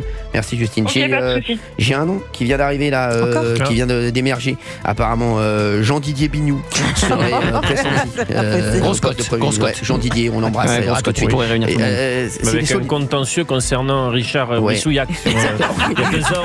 Mais Jean-Didier sur le cantonal, ça s'était mal passé. Apparemment, ce serait un casus belli pour Gabriel. Oui, casus belli, ouais. Europe 1, 16h, 18h. On marche sur la tête. Cyril Hanouna. Quel bonheur d'être avec vous entre 16h et 18h sur Europe 1. On est vraiment bien. Et c'est vrai que, franchement, l'équipe est au top. Vraiment, il y en a qui donnent des très bonnes infos, comme Gauthier Lebray. Merci. Il y en a qui font de très bonnes analyses, comme Valérie Benaïm. Il y en a qui donnent des infos people incroyables, comme Fabien Lecoeuvre. Et puis, il y en a qui mettent tout à côté. C'est toujours sympa. Ça met une ambiance dans l'émission et c'est pour ça que je l'aime. C'est Olivier d'Artigol. Et puis je m'y tiens. Voilà, non mais je vous le dis. Donc voilà. Et je vous rappelle dernière info. Jean-Didier Bignou. C'est drôle ça. Maire de Roucas. Une petite ville de 22 habitants. Apparemment est en lice pour Matignon. Non, Valérie Benaïm, je vous explique. J'ai fait un coup parce que c'est Jade qui vous a amené des friandises. J'ai dit que c'était pour vous parce que je voulais pas dire que c'était pour moi. Merci. Donc, parce qu'il y a une jeune fille qui travaille avec nous qui a amené des friandises à Valérie Benaïm et je lui ai dit Valérie Benaïm a une petite fringale mais lui a quelque chose à manger. Et je l'ai vu arriver avec des bras chargés de sucreries. C'est pour vous Benaïm, vous savez. Je pense toujours à vous Benaïm. C'est bien aimable. 01 80 20 39 21, merci d'être avec nous. Le Cornu revient dans la course. Mais moi je maintiens que c'est Sébastien Le Cornu. Le problème c'est les tirs de barrage qu'il prend. J'ai entendu le Cornio. Parce que pas le nudiste. Le Cornio. C'est mon De Funès préféré. Moi c'est mon De Funès préféré. Le Cornio, il y a le Cornio. Le Yukun-kun. La ch'touf dans les charts. Gauthier Lebray, on se calme. Merci. Donc Sébastien Le Cornu, son problème, c'est Gabriel Attal. Bien sûr. Son problème, c'est Gabriel Attal et quelque part aussi Laurent Wauquiez parce que il ne peut prendre Matignon que si les Républicains restent au gouvernement.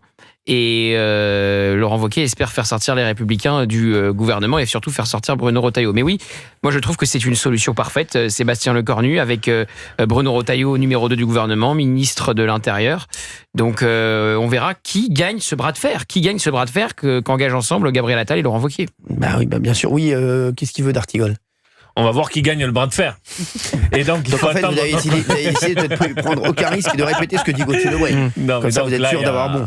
Il y a une pause avec Notre-Dame, puis ça va redémarrer lundi, mais avec les éléments que donne Gauthier, la décantation peut durer quelques jours, parce que tout ça n'est vraiment pas simple et ça donne une image détestable de la politique, puisque normalement, Wauquiez et Retailleau devraient être main dans la main pour préparer des perspectives politiques, s'additionner et non pas se diviser. Voilà, merci. C'est beau ce que vous dites. Merci. Franchement, quand vous donnez pas de quand il fait de la paraphrase, c'est magnifique. Quand tu fais de la paraphrase, c'est magnifique. Paraphrase Gauthier Lebray, c'est un des meilleurs. Il faut simplement il faut plus que j'annonce quelque chose. Non, c'est rien. Mais vous connaissez l'anecdote. Je croise Olivier d'Artigol et je lui donne les derniers. sur Europe 1, et je lui donne, et après il fait l'heure des Pro 2 le soir sur CNews, et je lui donne les derniers noms pour le casting gouvernemental. Mais je me suis servi. Et il sort le casting gouvernemental, et j'étais en train de dîner avec ma femme, et je dis non de Dieu, il me cite même pas. Il donne tout le casting gouvernemental que je lui avais donné, et là j'envoie un texto à Pascal Praud en lui disant demande à Olivier d'où vient sa source, et il a été pris la main dans le pot de confiture, comme on dit. Apparemment Trump va venir à Notre-Dame. Ah oui, mais ça on le sait. Non, mais pas Musk, non, c'est ça. Voilà. Non, Elon Musk il serait là aussi. Finalement. Elon Musk serait là aussi, c'est ça que je voulais dire. Pas Trump, Elon Musk serait là aussi à Notre-Dame. D'accord. J'adore Elon Musk. Oui. Dites-moi, vous avez des infos dans tous les pays du globe comme ça ou ça va. Tous azimuts. Figurez-vous que je suis invité, je le dis. À Notre-Dame ? À Notre-Dame ? Non, je suis invité à une soirée. Ah oui, d'accord. Oui, moi aussi. C'est quoi le soirée thème ? Le 4 janvier chez Donald Trump dans sa maison en Floride. Mais non. C'est une blague. Je vous prends. À Mar-a-Lago ? Voilà. Et vous vous vous rendez compte ? Là, il y a quelque chose à faire. C'est-à-dire que vous y allez avec une caméra et vous faites une interview de Trump. C'est un carton. Mais oui. Mais même avec votre petit micro européen, s'il n'y a pas de caméra disponible. Même vous filmez avec votre téléphone. Oui. Même je peux même filmer avec. Voilà. Mais non, mais il faut monter une interview de Donald Trump. Merci. Non, écoutez, je verrai, mais en tout cas, je vous le dis. En revanche, peut-être qu'il faut un petit traducteur, peut-être, ou une traductrice. You speak fluently English? You speak English fluently? No, I am very fluent in English. Yes, thank you. Let me hear a new about. Oui, je confirme, il faut quelqu'un avec vous. What is your name? Et vous allez y aller? Vous hésitez ou vous allez y aller? 4 janvier, je suis en vacances. Bien sûr, je vais y aller. Donc 4 janvier, Mar-a-Lago. Exactement. C'est beau. Pas mal. Exactement. On se retrouve dans un instant sur Europe 1. Il est 17h38. On va prendre que des auditeurs là pour expliquer leur situation. Et la semaine prochaine, donc vendredi prochain, on fera une émission avec des auditeurs en studio qui viendront directement nous parler de leurs problèmes. Allez, c'est l'idée de Justine, c'est pas de moi. Allez, à tout de suite sur Europe 1. On marche sur la tête, 17h40. On a Stéphane avec nous de Nantes. Bonjour Stéphane, merci d'être là. Après, on aura Janie. Tiens, on va prendre d'ailleurs Janie parce qu'elle attend depuis plus longtemps. Janie qui est avec nous. Janie, bonjour. Janie qui est avec nous. Bonjour tout le monde. Bonjour. Je suis très contente de vous avoir. Eh bien, nous aussi. Moi de même. Vous savez que j'ai eu peur hier. Pour quel motif? J'ai cru qu'il allait nous annoncer un virus. Oui, non. Non. Il était pareil que quand il nous avait annoncé le virus. Alors, Janie, on l'avait dit hier sur Europe 1 qu'il n'annoncerait rien, le président. Non, mais oui, tout à fait. Oui, tout à fait. Oui.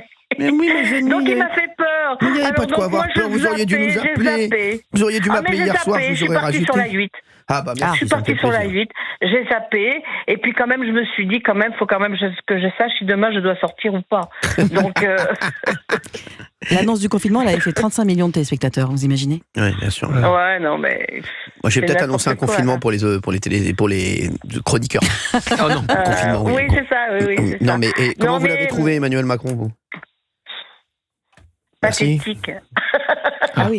Pathétique. Non, mais parce que franchement, il va presque nous jouer les martyrs même. Le pauvre, c'est pas de sa faute. C'est vraiment nous, on est des imbéciles et c'est lui qui a raison. Et franchement, moi, c'est ce que je disais tout à l'heure à votre collègue. Moi, Shannon. Je suis psycho. Ouais, c'est ça. Je suis psycho de métier. Je l'aurais bien pris en thérapie parce qu'il en a vraiment besoin, le pauvre. Là, il est perdu, Il est perdu. Alors justement, il a dit une phrase, Janie, je voudrais m'arrêter sur une phrase avec Gauthier Lemoine. Il a dit, vous n'avez pas compris la dissolution, en fait.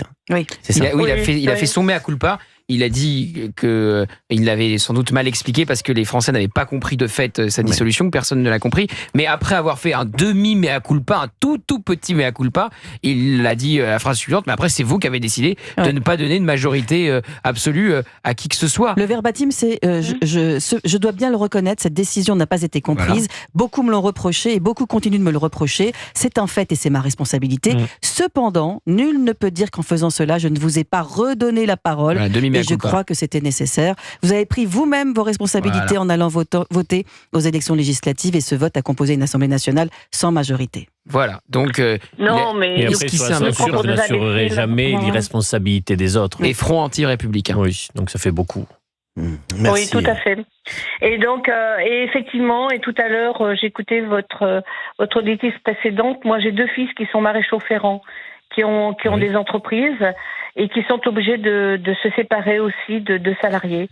Donc il y en a un qui malheureusement va être obligé de se séparer d'une de ces personnes, qui est une jeune femme d'ailleurs, maréchale, et parce que il pourra plus plus subvenir aux charges, à tout ce qui s'ensuit.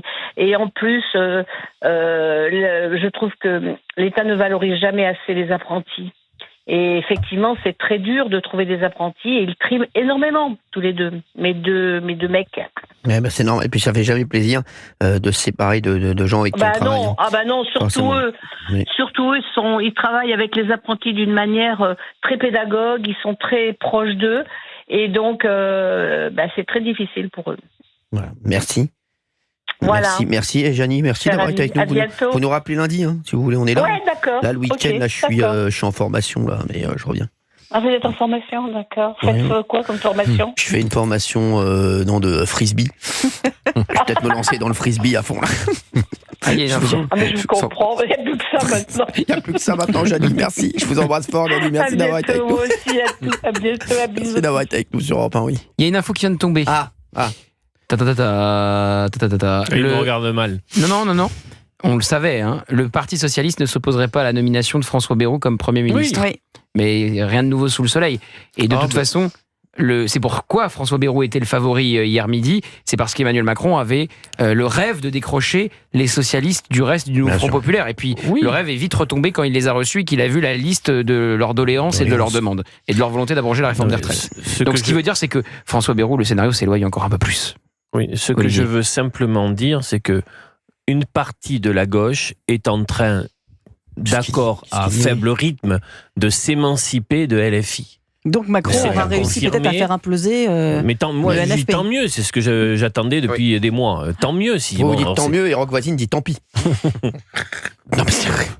Et donc... Quoi ? Non, il y a une expression qu'a utilisée Valérie qui est dans le liner d'une chaîne info, comme on dit le titre. C'est quoi l'info ? Et Emmanuel Macron a-t-il réussi à faire imploser le Parti Socialiste et la France Insoumise? C'est faux. C'est incroyable. Ou Benaïm a une bonne vue. Non, parce que Benaïm, justement, a des lunettes.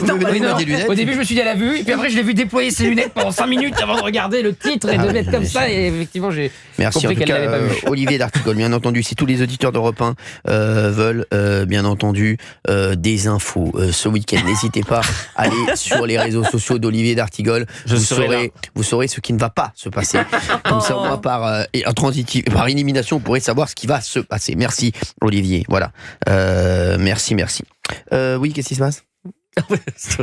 Non, mais j'attends de voir la manière. Non, mais c'est très important pour moi. La première chose que vous devez faire ce week-end, prenez votre tension. Hein, parce qu'à mon avis, il nous a fait. Il a une tension à 4. Il a 4 de tension, sans rigoler. Non, mais les gars, j'ai jamais vu un mec. Il a une vitesse de réaction de 4 minutes par seconde. Il a tout donné hier avec l'espoir Bayrou. Oui, c'est vrai que hier, j'étais en surchauffe. Donc tu t'es emballé. Oui, j'étais en surchauffe entre 10h et 15h. Reste qu'on a commencé l'émission en septembre. Je me souviens très bien du paysage à gauche en septembre, il ne m'a pas échappé. Et là, il est en train de se passer quelque chose. Et ça te en début décembre. Merci. Allez, on se rappelle dans la semaine. On l'a commencé en juin l'émission. Tu n'étais pas là d'ailleurs. Bien sûr. Et d'ailleurs, il y a Stéphane de Nantes qui nous appelle. Bonjour Stéphane. Oui, bonjour Cyril, bonjour toute l'équipe. Merci Stéphane, merci d'être là. Est-ce que je peux vous suggérer juste quelque chose, changer les piles d'Olivier? Merci. Non, mais c'est vrai. Merci Stéphane. Non, mais sans rigoler, vous avez remarqué? On dirait vraiment qu'on y a marqué low batterie. Quand il parle, c'est un truc de fou. Merci Stéphane. Je vais recharger ce week-end. Mais de rien. Oui, alors. De rien, c'est un plaisir de vous avoir. Bah nous aussi. Oui, donc je vous appelais. J'adore vous suivre dans tous les débats. Au-delà des débats, en fait, moi, ce que j'adore, c'est essayer de proposer des solutions. Bien sûr. Je suis artisan sur Nantes. Moi, je suis confronté tous les jours à la recherche de solutions, justement. Et je vous avais envoyé une petite suggestion d'émission, monsieur Cyril. C'était de proposer et de créer le programme des Français, par exemple. Alors, ça paraît un peu ronflant comme ça, mais c'est-à-dire suggérer aux gens différentes actions. Et ce programme-là, une fois créé, après X sujets, X temps traité, le mettre à disposition de n'importe quel politique qui aimerait le mettre en application, par exemple. Alors, vous savez, on avait essayé de faire ça. Une émission spéciale avec Marlène Schiappa, vous vous rappelez ou pas? Très bien, absolument. Et c'est vrai. Et franchement, Stéphane, c'est une très bonne idée. C'est vrai, c'est vrai que c'est une très bonne idée parce que. Mais le problème qu'on a, je vais vous dire, le problème, c'est qu'ils se pensent tous plus intelligents que les Français. Je vous promets que c'est vrai, Stéphane, ça me rend fou, mais il faudrait que quelqu'un qui aille le porter. Moi, si je peux le faire avec vous et si on peut faire l'émission, ça sera avec plaisir. On pourrait même faire une spéciale ici.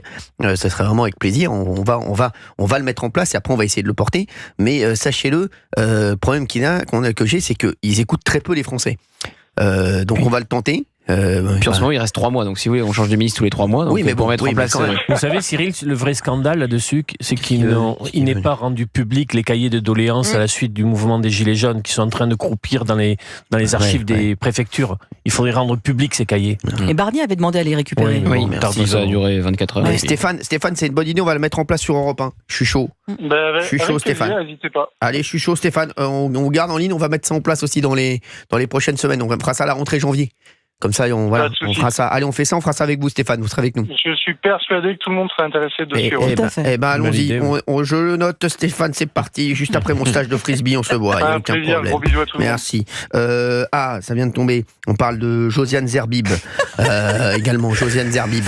Elle a été. Elle est LR. Moi, on me dit à l'instant. Elle était en ballottage défavorable. Non, mais LR, pas les Républicains, la Rassera. Josiane Petit village aussi, non? Oui, c'est un petit village. Je ne sais pas si ça sera Josiane, mais on me dit à l'instant. Le président recevra encore lundi, ça ne sera jamais lundi la nomination. À l'instant. Mais ce sera jamais lundi la nomination. Donc on est parti pour une séquence 51 jours à battre. Gabriel Attal, Premier ministre démissionnaire.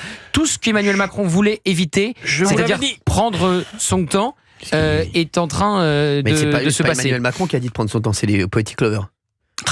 C'est les Poetic Lovers. Prenons notre temps. Bah oui, non, mais darling, faisons. C'est dramatique. Merci. Parce qu'il voulait agir vite et il va tout sauf agir vite. Il voulait agir vite. Oui, il voulait agir vite. C'est comme Patoche avec Belaïm, il voulait agir vite. Et puis regardez où on en est. Merci. On a Laurent en ligne ou Patrick. Dites-moi voilà, qui vous voulez. On a Laurent. Merci Laurent d'être avec nous. Laurent Duvar. Oui, bonjour. Bonjour Laurent, bonjour à tous. merci d'être avec nous sur Europe 1. Merci Laurent. Je vous rappelle, je vous ai appelé déjà l'autre fois. Oui, je sais Laurent. Ah bah ça va alors. Merci Laurent d'être merci de nous rappeler Laurent. Avec plaisir.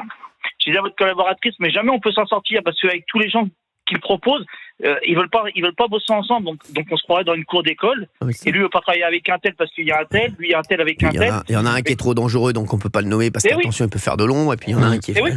Ah oui. Mais ils ne pensent pas à la France, en fait, ils pensent qu'à leur carrière personnelle. Gestion d'agenda personnel plutôt que gestion de la France. Merci. C'est ça, exactement. Et comme Barnier, là, je ne sais pas si lui, comme il a été viré, est-ce qu'il va toucher encore ses indemnités aussi, lui, du coup, ou pas Non, je crois qu'il n'a pas suffi. Il faut passer 5 mois, non? 5 mois, c'est Bernard Cazeneuve, mais non, ça n'empêcherait pas de. C'est pas des indemnités, c'est des frais avec un secrétariat, un chauffeur, une voiture. Mais vu que Michel Barnier a voulu serrer la vis pour tous ses prédécesseurs, je pense qu'il aura la décence de ne pas les demander, puisqu'il voulait justement réduire les frais des anciens ministres et des anciens premiers ministres. Et effectivement, moi j'écoutais hier votre émission, il y avait Armel qui disait qui a pensé une bonne chose, et moi je l'adore, c'est Philippe de Villiers. Lui, c'est un patriote et qui vit pour la France.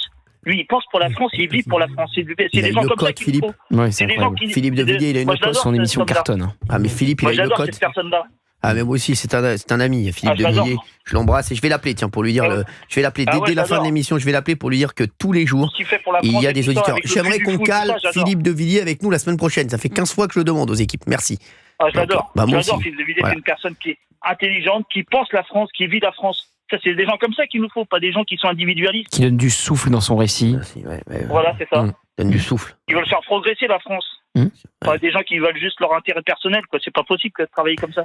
Merci Patrick d'avoir été. Laurent, excusez Patrick, Patrick, c'est un pote à moi qui m'avait prêté un cric. Après, une petite aparté, si je peux. Oui, allez-y, avec grand plaisir. Vous avez du courage de travailler avec Gilles Verdès et Thomas Guénolé. Ah bah, je vous le confirme. C'est des points de pénibilité pour la retraite. Franchement, Laurent, c'est pas facile tous les jours. Franchement. Ah non, mais j'entendais hier encore pour le nom de Noël. C'est le calendrier de l'avant là qui m'a rendu fou. Insupportable. Merci. Je vous fais des gros bisous. Merci Patrick d'avoir été avec nous. Les chéris, je voudrais remercier tous les auditeurs qui ont été en ligne avec nous toute cette semaine. Je vais prendre tous ceux qui n'ont pas pu passer dès lundi. Vous inquiétez pas, je les prendrai. Yann, Patrick, David, etc.